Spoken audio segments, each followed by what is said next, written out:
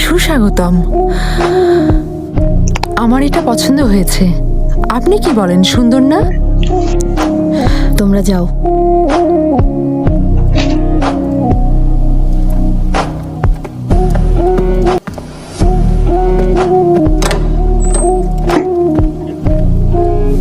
কি হয়েছে?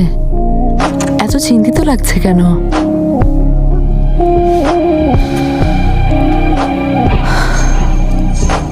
হুররাম কোথায়? এ কথা কেন বলছেন? কথার উত্তর দাও ভেতিজা, ও কোথায়?